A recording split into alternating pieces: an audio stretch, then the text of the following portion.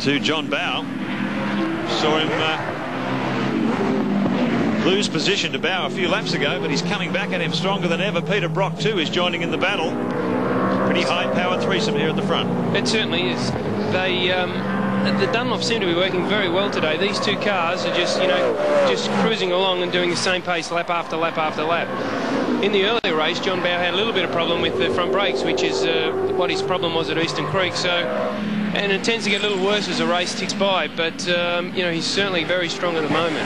Well, Seaton, the fastest man on the track that time around, the only guy in the 1 minute 13 second bracket. These guys running in the mid 14s at the front. So Seaton perhaps closing the gap. But these new 20-minute races, not a lot of time to fight your way back through the field. He's got a lot of work ahead of him still, but up in 4th position, some 4 seconds behind the race leader. They come over the top. Bow. His mirror's full of Coca-Cola Commodore. He's got Brock in behind him. So we'll see another display of Bow's defensive driving. Try and keep Gardner boxed in for the rest of the distance. 8 laps completed, 8.5. It'll be 9 laps as they come around this time. Gardner has a real look up the inside. They come into the chicane, looking for a nice quick run on the main straight once again. Well, Gardner not only has to look for a way past John Bow now, but he's also got to be aware that Brock's right on him, and that if he makes a mistake, Brock will be past him. So it's a very difficult position. You dive down the inside, but you've got to be aware if you lose too much speed, Peter Brock will slide straight by you. So Gardner will be aware of that. 6 laps to go.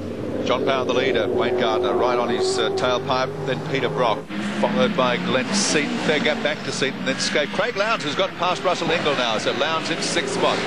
See in the back of that shot, there's Seaton's car just coming through. He's in 4th position. There's Scape 5th. Lowndes is 6th, as Gary said, has overtaken Ingall, left him behind.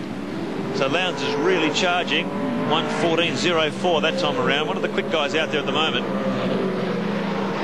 But a lot of real estate between him and John Bow. Bow in control. Gardner in 2nd. Brock in 3rd. Gardner's looking for a place to set him up to pass. Oh, look at Bow! Locked rear brakes. Yeah. Oh. No, there is no doubt John Bow is still having trouble with those brakes, and very lucky to keep that car on the circuit at this point in time. So you've got the back up on the curb. Gardner would be getting a bird's eye view of that too. Well, when you're as close as these 3 cars are, when the first guy makes a mistake, you really have to compensate as well, or you'll run straight into him. So, of course, Bow's had a moment. Gardner's that close, he can't take advantage of it. He's got to take evasive action, and Brock's in the same boat. Bow has been having a few brake problems today. Maybe they're rearing their ugly head again in his seat as he tries to hang on to the lead.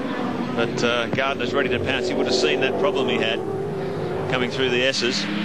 We've gone from early on in the race where Bow could actually outbrake Gardner a little bit to now where Gardner and Brock are just gobbling him up under brakes. Look how Seaton's closed the gap. 10 laps completed. He's still got about 4.5 laps left to do something about this. If he can climb onto the back of Brock's car, it's going to be very, very exciting. It's going to be tough for Bow to hold these guys out with 4+ laps remaining. Slingshotting off the curbs.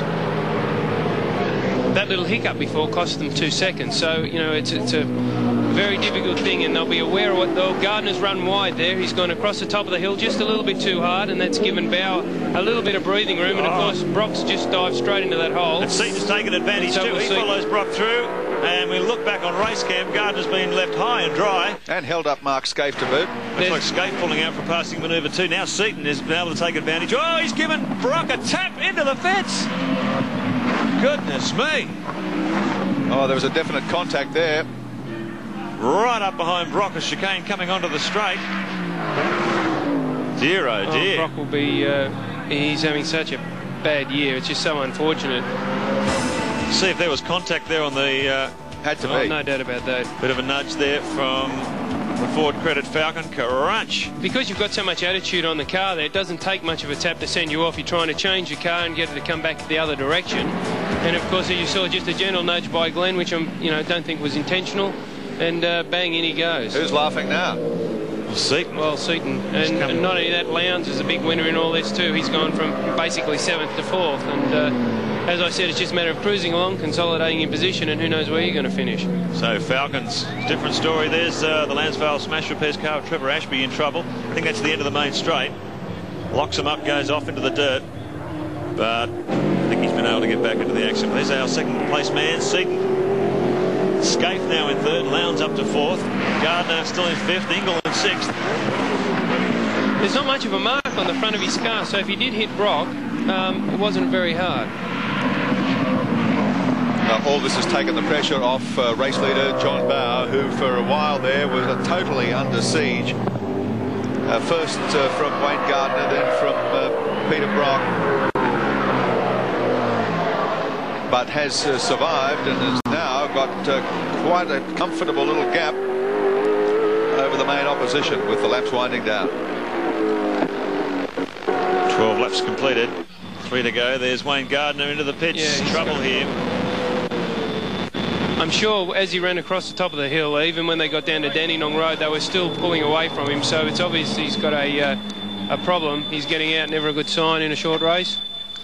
Oh, that's a great shame. It was a very strong competitive run. You can see Gardner shaking his head. He knows he was in a good position there. Just not being able to capitalise on it. Coca-Cola team been in a number of good positions over the last 2 seasons. Just haven't been able to get through and make a race result, a win out of that. Seaton right on John Bowe's hammer now. And Lowndes all over Scaife. So Lowndes coming right back into this battle. It looked like it was all shot to pieces at the start. Right back in 7th or 8th position. Now fighting his way right back into this battle. Look how close he is to the Gibson Motorsport Commodores. They come onto the main straight and they're side by side. Shifting into top gear, 250 kilometres an hour. Lowndes pushing through on the inside. Try and move across to get some nice track to brake on. Scaife stays right with him. They'll go side by side into turn 1. Scaife still on the outside. Gets a wheel up on the ripple strip. Nice control piece of driving there under maximum attack. Fantastic driving.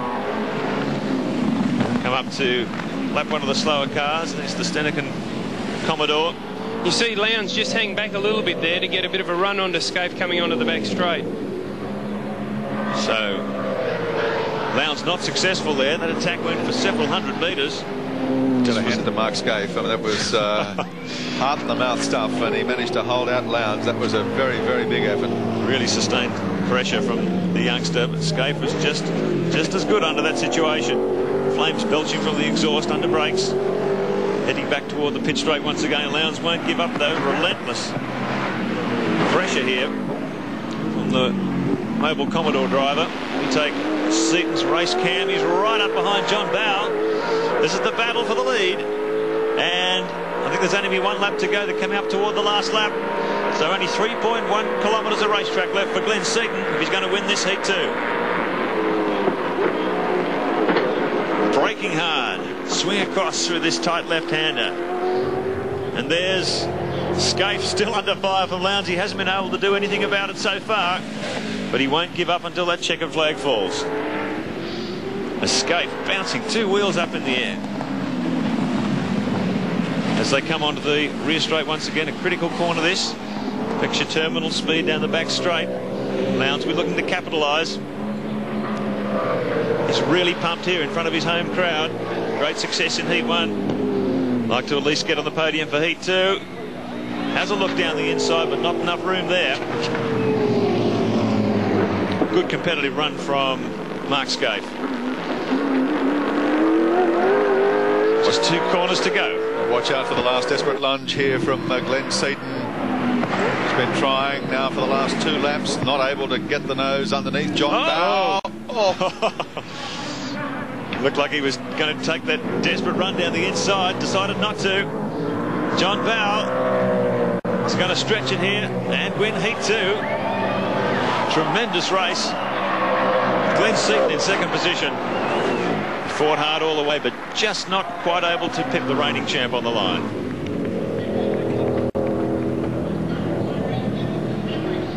So John Bowe back in form. Winner of the first heat at Eastern Creek, repeating that form here at Sandown, and obviously looking for 1 more to finish the day.